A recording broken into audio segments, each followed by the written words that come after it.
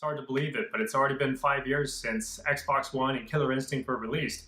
I've always been a huge fan of Killer Instinct. Starting way back at the Super Nintendo days and the arcade days, I grew up hearing Ultra Combo as a child in the arcades. And from that moment on, I was hooked. I was just totally hooked. I loved Killer Instinct, the music, the sound, the combos. I even have the Killer Instinct Ultra fan book.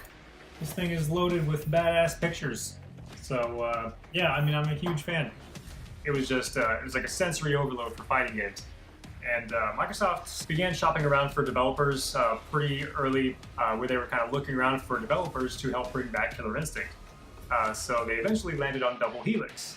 And Double Helix doesn't have any experience whatsoever making a fighting game.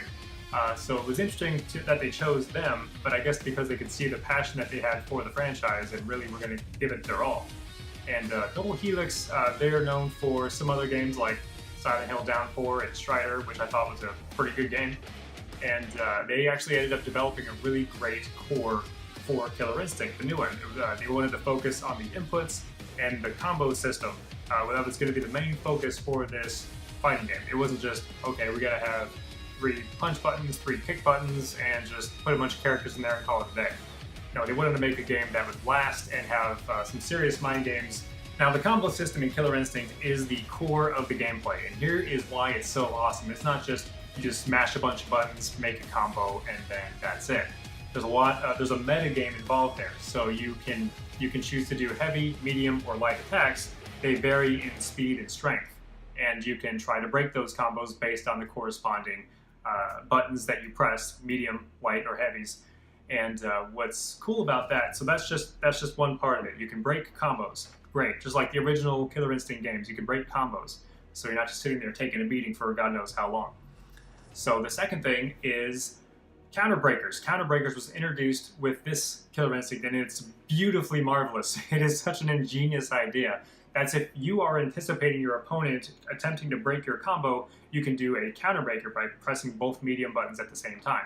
So if your opponent attempts a combo breaker right after you attempt your counter breaker, then they continue to be locked out, and you can just beat their ass for another 10 seconds or whatever.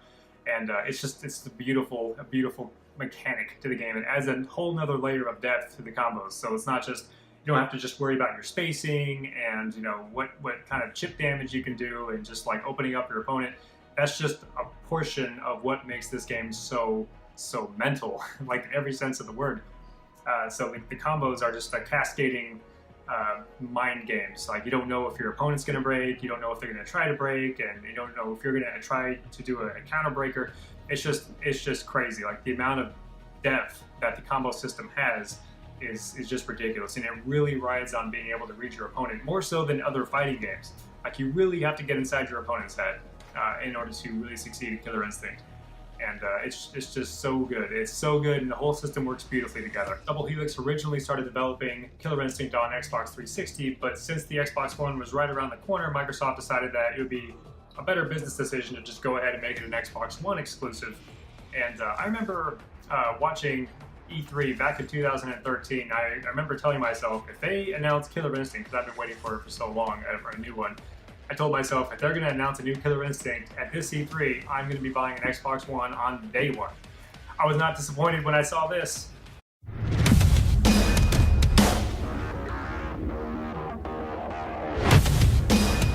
Coming to your home in 2013, only on Xbox One! Jago! Glacius! Saberwolf!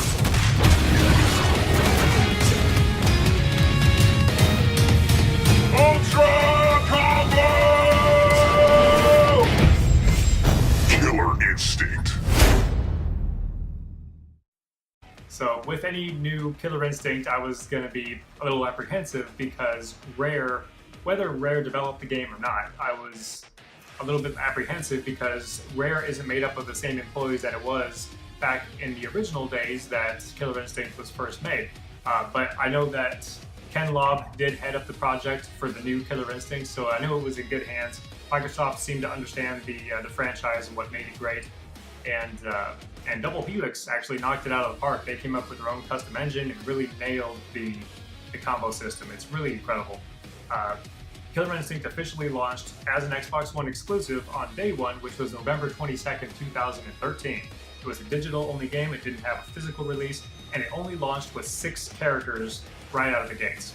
So the seasonal model for fighting games, just in general, has never really been done before. So Killer Instinct, you're basically seeing the development of a game as it's already been released. It's kind of what it is. It's kind of a unique twist, because it was good because they kept it all fresh. Every time that there was an update or a new season or a new list of changes, it was like a whole new game. So I've been playing this game for 5 years. This is like my #1 current gen game of all games. I mean, I played a lot of games, Trials and Gears of War, and I played a bunch of games, but I always come back to Killer Instinct because it's just so good. I think it's kind of the underdog overall when it comes to fighting games, because a lot of people just go, oh, Smash Brothers, Street Fighter, Mortal Kombat, Injustice.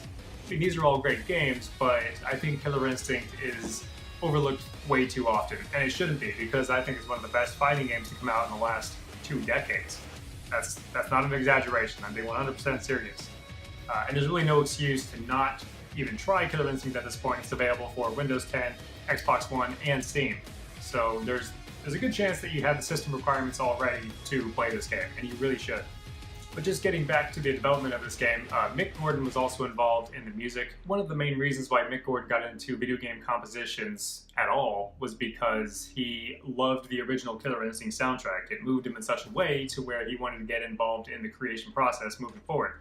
So in a way, this kind of came full circle back to Mick Gordon. So he was able to, create the full soundtrack for Killer Instinct, the new one, seasons 1 and 2. And the music is phenomenal. He didn't cut any corners. He really knocked it out of the park with the music composition. I mean, if you just have a listen to Jago's theme, you can actually hear Mick Gordon doing the Shaolin monk singing with his throat. It sounds ridiculous. Like, it sounds really good. Have a listen.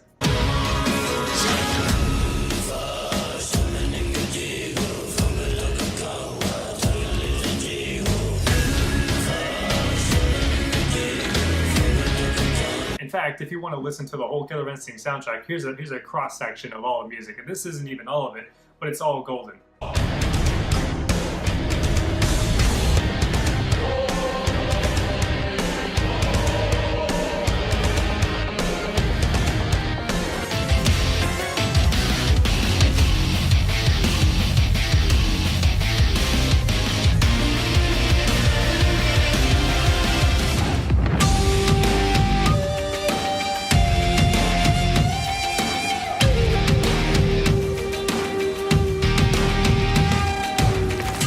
Killer Instinct is so good that I'm willing to say it's one of the best soundtracks to ever come out in the entire history of fighting games, or video games in general, because it is that good. I know people that have bought the soundtrack that don't even care for the game that much. They just like the music. It's so good.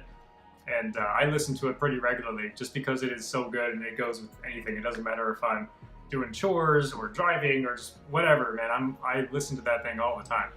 Another thing about the music I was going to touch on briefly is there was a tweet that Mick Gordon put out back during the development of Season 2. He was looking for someone that could really do heavy metal vocals, like a heavy metal vocalist. Put it out on Twitter, like, hey, if you know anybody, hit me up. So one of the guys from the Killer Instinct community, a pretty well-known guy, Chris De Leon, he is a Killer Instinct fanatic, and he is known more commonly as Thrash Heavy. He is a TJ combo / Eagle main. I'm sure he plays with other characters too, but he's really good with those two. He stepped up to the plate, and he helped compose the music that is now Shadow Tiger's Lair, or Omen's theme, or Shadow Jago's theme. Have a listen to the original recording. And now here's the final product.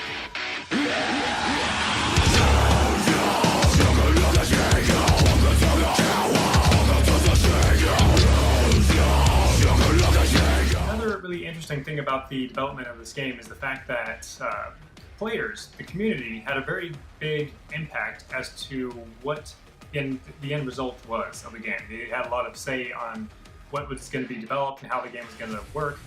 And one example of that is like when two characters walk away from each other, the camera pans out like in the original Killer Instinct. that actually wasn't in the game until people were mentioning it on the forums.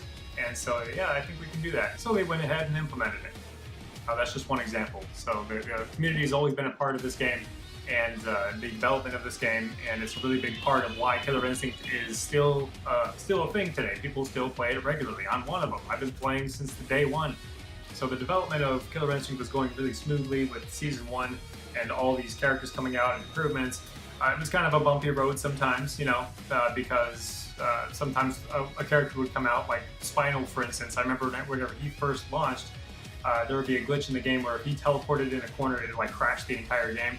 So, yeah, I mean, it hasn't always been smooth sailing for the development of Killer Instinct, but it's been a really interesting and fun process to go through and see all these changes and improvements throughout the years. One thing that kind of pulled the rug out from underneath the development of Killer Instinct for Microsoft and Double Helix was the fact that Amazon purchased Double Helix, the developer, before Season 1 of Killer Instinct was even complete. So Fulgore wasn't even out yet, and already the development of Killer Instinct was in a flux because Microsoft didn't have a developer to replace Double Helix. So after some additional shopping around, I mean, a lot of fans were kind of losing hope, like, oh my god, like Double Helix really did a great job and brought Killer Instinct back, and it's so great that there was not a whole lot of enthusiasm as far as who else could handle it as well as they did. But we got really lucky because Iron Galaxy was picked. Iron Galaxy has been known for making some smaller games, like most notably Dive Kick, which just has 2 buttons, jump, kick, and that's it. So at least they have some experience in the fighting game arena, but they did a really great job in terms of tweaking the engine and tweaking the gameplay and adding just a crap ton of new characters. New and returning, I should say. Season 2 launched on October 15th, 2014, so almost a full year after Killer Instinct Season 1 initially came out with the launch of the Xbox One. We got the start of Season 2, which only added 2 characters at that point. It was TJ Combo and Maya, and with more characters coming. Season 2 has got to be my all-time favorite season of Killer Instinct. I mean, it's still a great game all over the board. It's just a great game. But Season 2 got me the most excited because of all the new characters. We had Conra, we had Riptor coming back, there was Omen, and my boy Aganos. I love Aganos. He's like my all-time favorite fighting game character. And he's just so awesome. He can control the boundaries of the stage, which has never been seen in a video game before, a fighting game. I should be more specific there.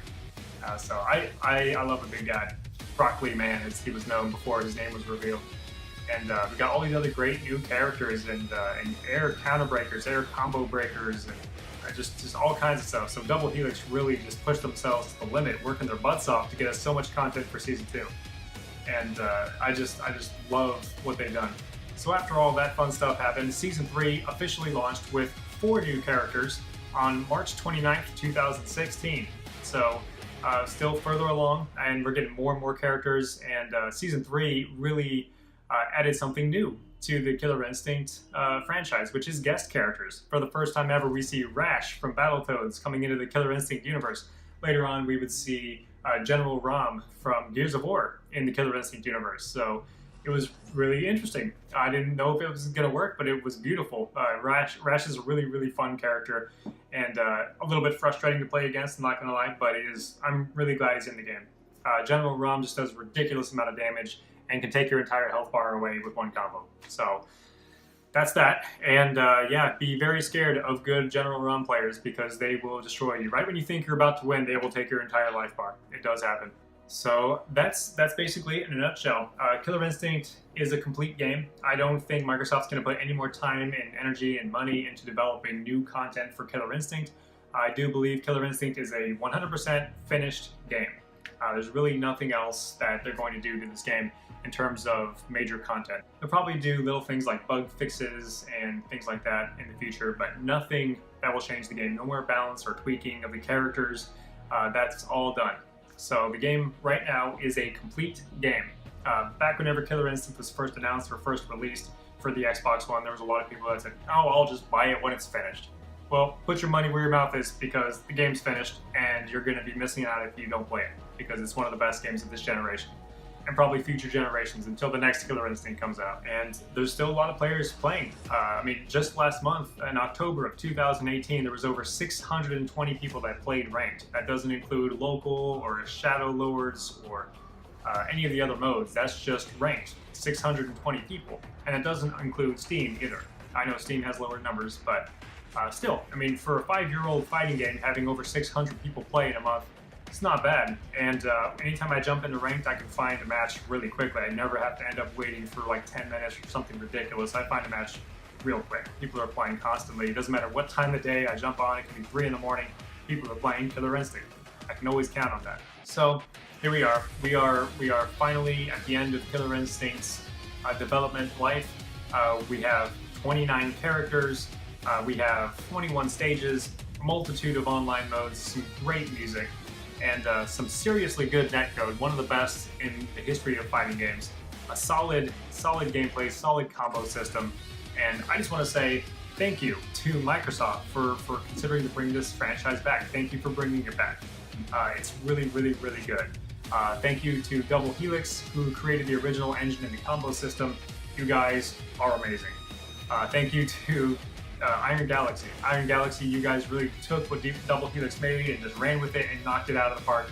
I'm really happy for you guys. I'm thankful that you guys brought this back, and you could tell that there was so much passion put into this project, and it has really created something special. One of the best fighting games I played in my life, and I'm almost 40 years old, so that's got to be saying something. So thank you very much. But that's all I got. Keep playing Killer Instinct. The game is alive and well. If you haven't picked it up yet, please do so. You can try it for free on Windows 10 and Xbox One. You can buy the Definitive Edition on Steam. It goes on sale pretty often, but you can also pick it up pretty cheap. For the amount of content and characters that you get, it's a great deal, even at $40. Anything less is just free money, in my opinion. So pick it up if you haven't already. Give it a shot. You will be happily surprised, I think. Thanks for watching. Please subscribe and have an awesome day.